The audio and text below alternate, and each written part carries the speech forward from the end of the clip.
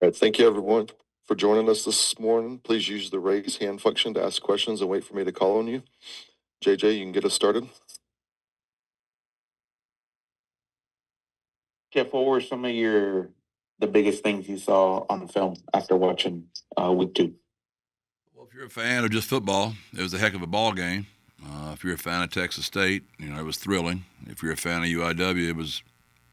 If you're a fan of UTSA, it was heartbreaking, and really well played football game. Probably about as well played a game as you'll see this early in the year.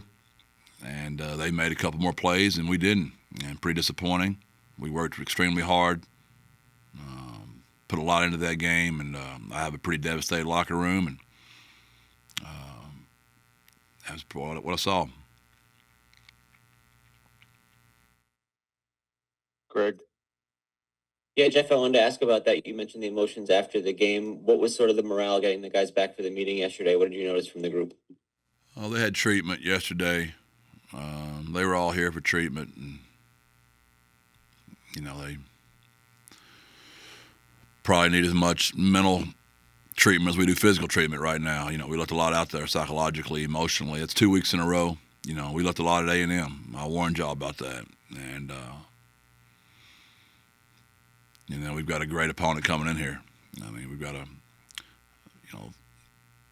right here in our own city, and they've had a bye week to prepare for us, and Clinton and them have done a fantastic job. Their preseason South of the Conference champion prediction in top 25 the last 50 weeks. Eric Moore started that thing off, GJ finished it up, and now Clint's done a great job. They've got really good quarterbacks. Six is a great wide receiver, 3 other great wide receivers, great running back, player of the year, and he transferred over from Nichols. They're good on defense. Jim has done a great job coaching defense forever at UIW, and Clint does a fantastic job with the offense. And we've got 3 wars in a row, which I've warned y'all about that all season. We've got a good football team. We're fixing to play our 3rd great opponent in a row. What does that mental treatment look like that you mentioned? How do you kind of try to get the guys back into it mentally and keep them up? It's just a lot easier to coach after a win.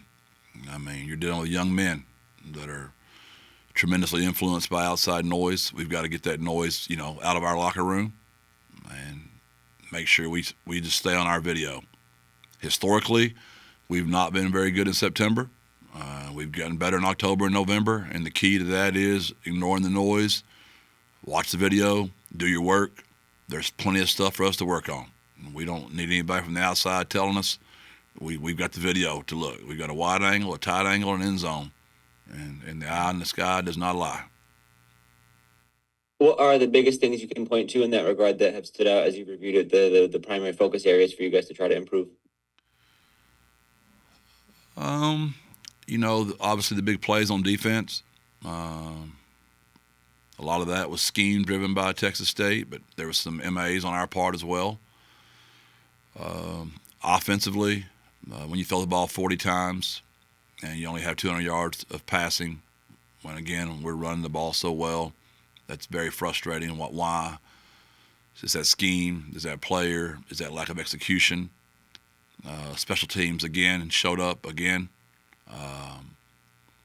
It's very frustrating. Our not stalkers kickoff team did not perform very well. Obviously, our punt situation. It's just very unfortunate. So there's plenty for us to work on. We also had a mistake on the sideline. Had 12 men on the field. That was crucial. I thought the substitution penalty was, that was frustrating. They subbed so late. We tried to match the sub, and we got called.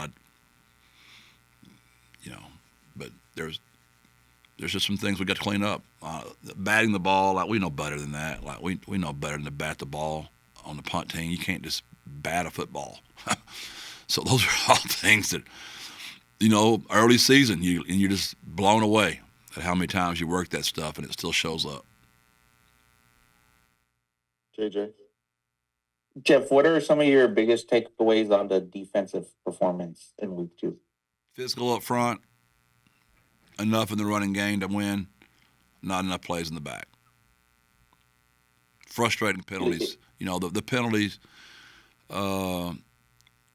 those third down and fourth down penalties were just killers, man. The one on Davin, just a fourth down. We had just gotten the lead back, or tied it up. I mean, I might be off slightly there, JJ. That was a tough one. The one on Jamarius was just tough. He's got him covered.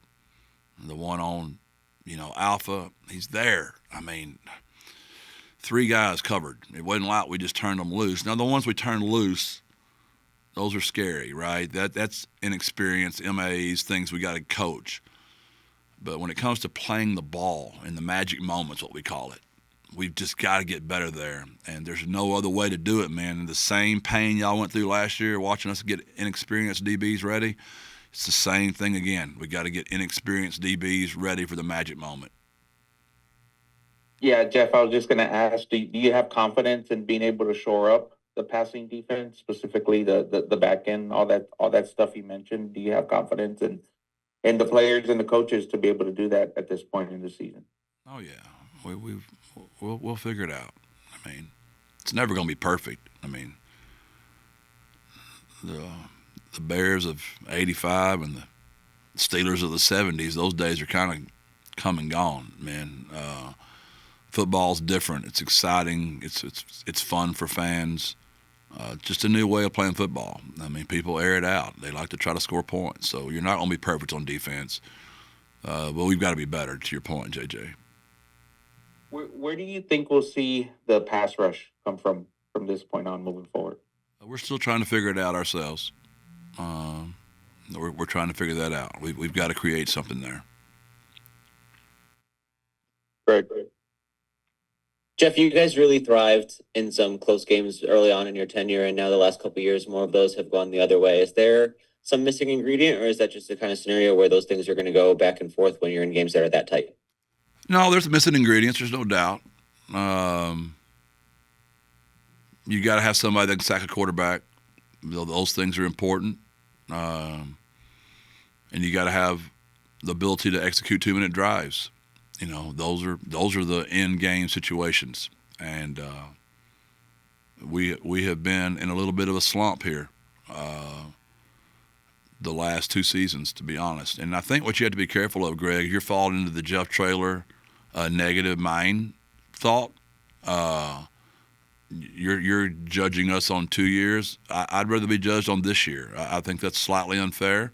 We were very young on offense last year. We returned all new starters, new quarterback, new everything. So I think where it's fair is this week. This is the one we needed to get done, right? To see all those kids drop those balls in critical situations, I think you and I both would say we were both shocked at that. And so we played 2 really good teams, Greg, and we played really well on offense for 2 straight weeks. So I think you kind of got your eyeballs on the wrong thing right now, personally. I know you mentioned in your post-game comments that 4th and 1 play on the goal line in particular was one you thought would jump out on film. What were some of your thoughts on just that call and the execution now that you've had a chance to review it? Got whipped up front. Played big boy ball, and they were better at it.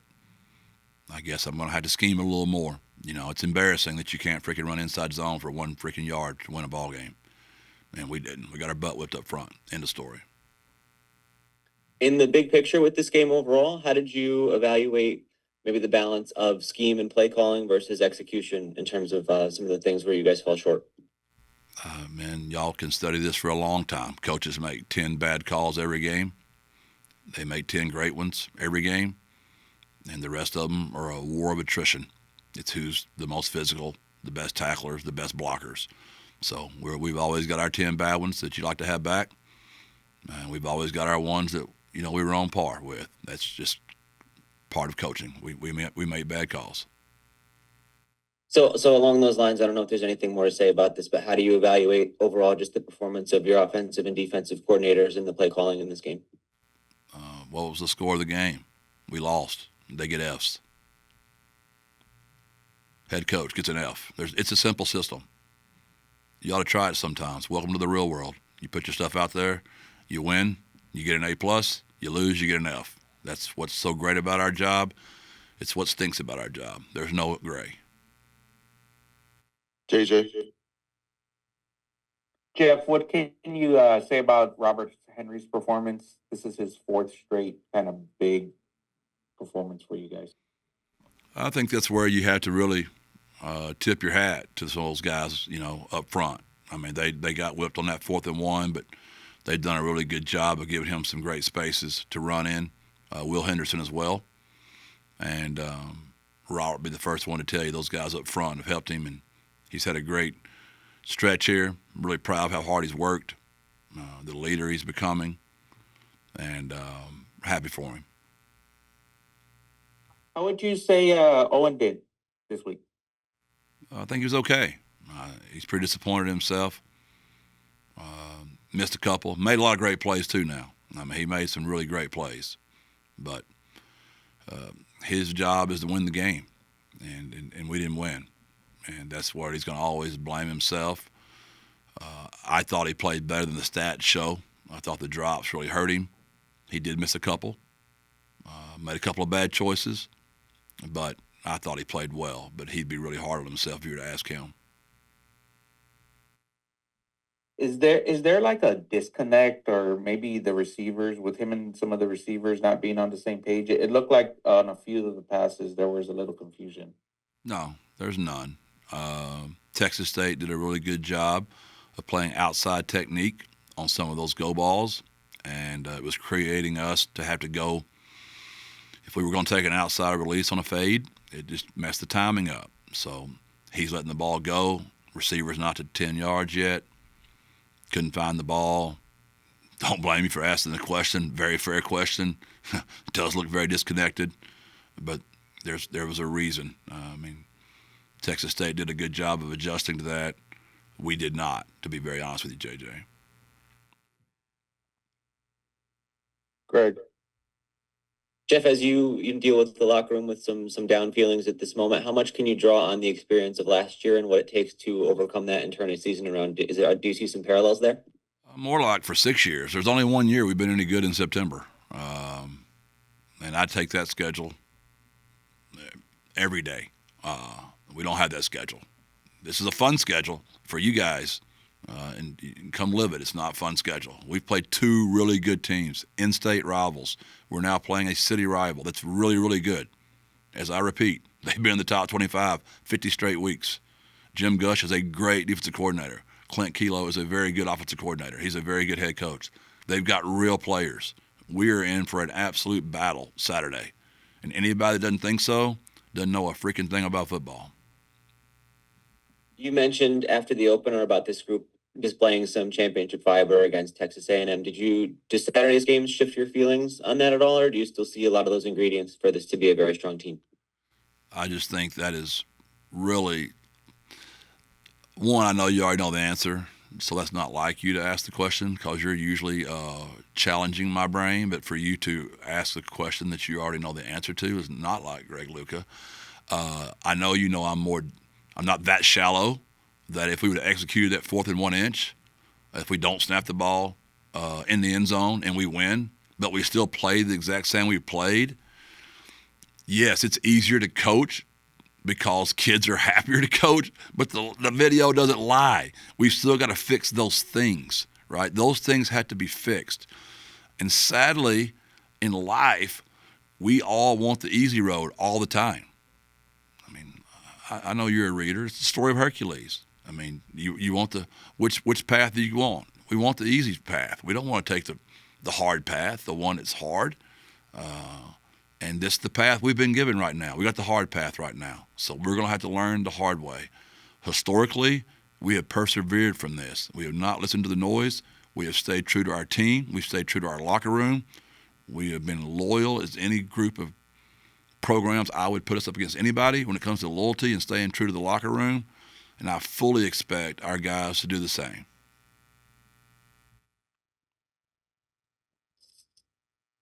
JJ. Jeff, what would be your message to a, I guess, frustrated fan base starting the season off 0-2 and kind of unsure of what the rest of the season holds.